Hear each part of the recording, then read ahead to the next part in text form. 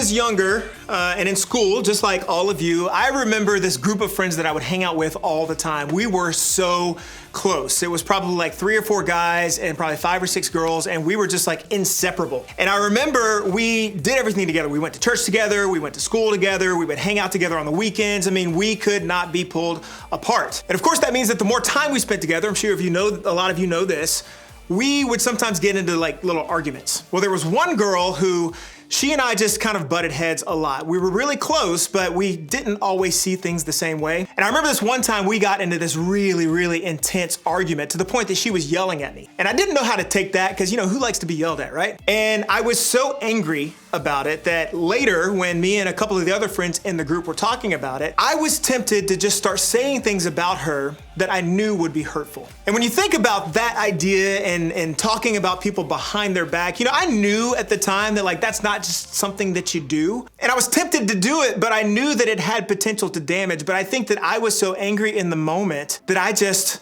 let it go. And I said something about her that was really hurtful to one of my other friends. Well, fast forward a couple days later to the next time that we all saw each other, and she came straight up to me and confronted me about it and said, "Did you say this about me?" And there I was, stuck. And I think the worst part of it was when I realized how much I had hurt her with the thing that I had said to my other friend. It ended up splitting up our group for a little while. We had one group of us that took my side, the other group of us that took her side, and it just became this big mess. And I'll never forget that. You know, sometimes we want things that aren't necessarily great for us in the long run. And we call that temptation. Think of it like this. Temptation is the desire to do something we know might not be the best for us. As you get older, the kind of temptation you might be facing is so much more intense than the kind you dealt with when you were younger. Being tempted to take a cookie from the counter when your mom told you not to is small stuff, compared to being tempted to cheat or steal or lie or make a choice that could have big and painful consequences. As you get older, a lot of our temptations get bigger, and so do the consequences. Maybe you've been there too. Maybe the temptation you gave into wasn't the same as mine, but you probably know the feeling. You've given in and done something you knew wasn't good for you. And then, well, like me, you were probably wondering, what do I do next? Maybe we feel stuck after we've given in to temptation.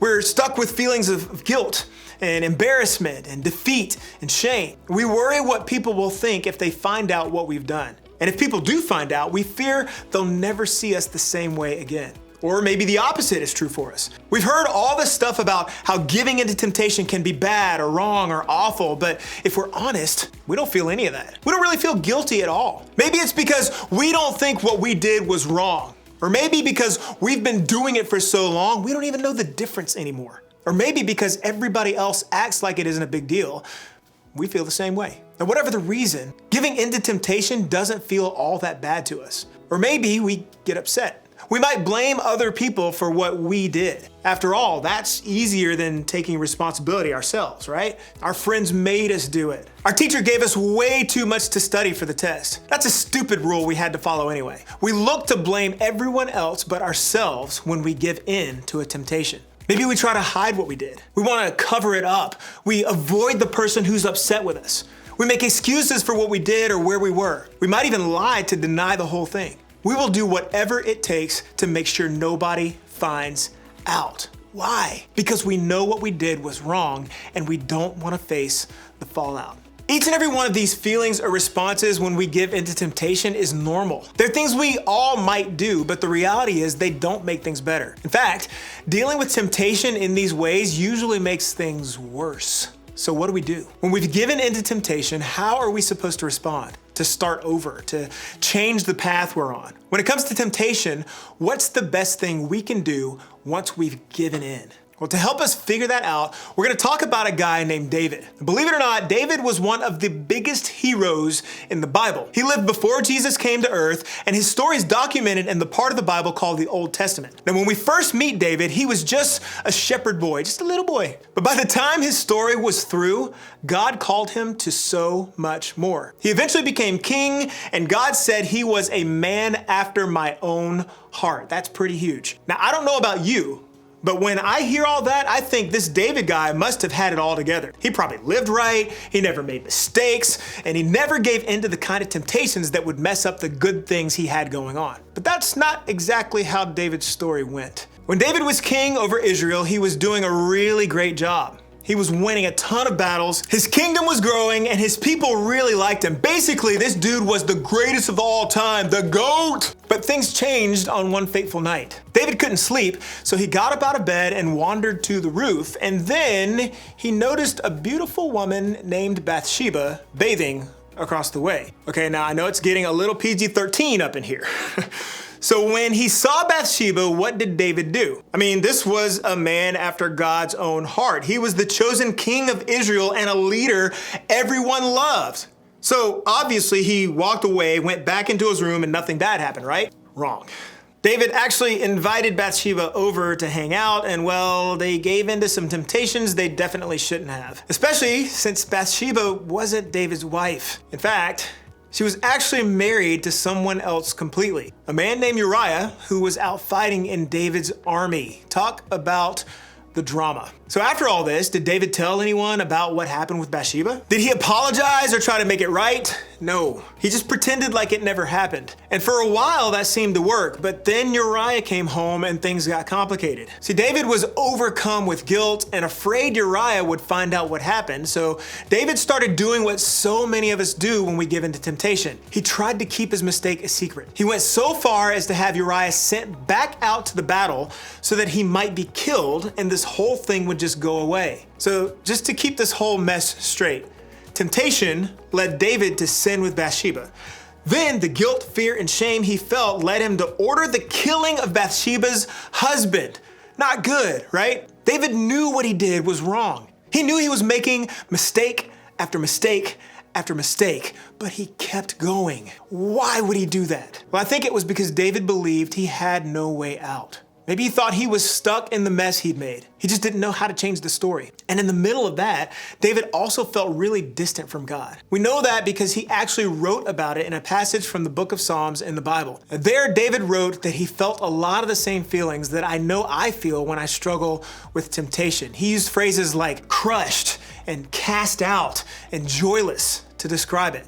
Is anybody with me? But here's what we also know to be true about David's story. It didn't end there. God didn't give up on him. He didn't abandon him. He didn't throw his hands in the air and say, well, David, you gave in to temptation. There's nothing I can do with you now, so that's it. David actually did a lot of great things after this part of his story, but in order to really go on with his life, David had to do one thing. He had to ask for God's forgiveness. In one of the Psalms, David wrote this prayer asking for God's forgiveness. Don't keep looking at my sins.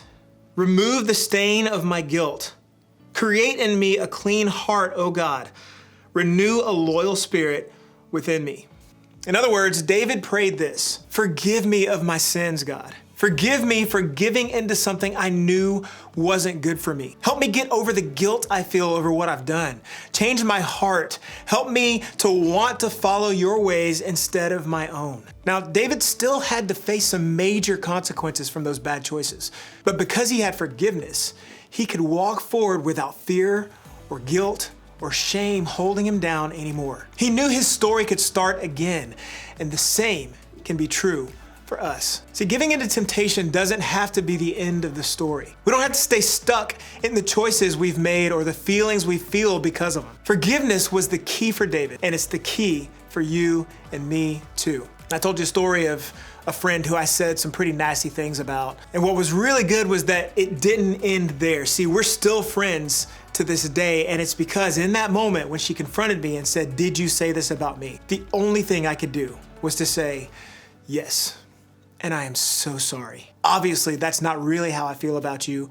Obviously, that was something that I should not have done. I was just tempted in the moment, and I just owned it. I just owned up to her, and in humility, in the best way that I knew in my 14-year-old self, I said, I'm sorry. Will you forgive me?" And thankfully, she had enough grace. Not immediately. She was still pretty upset, but eventually she had enough grace to say, I forgive you, and I love you, and we're still cool. You see what I mean?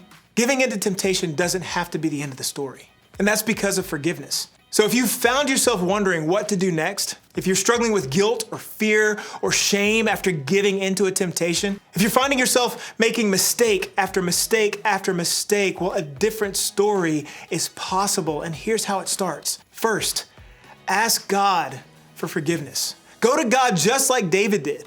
Confess what it is that you're struggling with. Tell him about how it's made you feel. Ask for God's help to change your story and ask for his forgiveness. Remember, there's nothing that can separate you from God's love, and there's nothing he won't offer you his forgiveness for. So start by walking forward today and asking him for it. And then ask others to forgive you. Asking God for forgiveness is the most important step in moving forward, but making things right with others is important too. When we make poor choices, it often affects those around us. And part of moving on and moving forward is taking responsibility for the mistakes that we've made. When you disobey your parents, you need to admit what you did and ask them to forgive you. When you've lied to a friend, you need to ask for forgiveness. When you've spread that rumor you knew wasn't true, you need to be honest and ask for forgiveness. It's not fun, but it's important.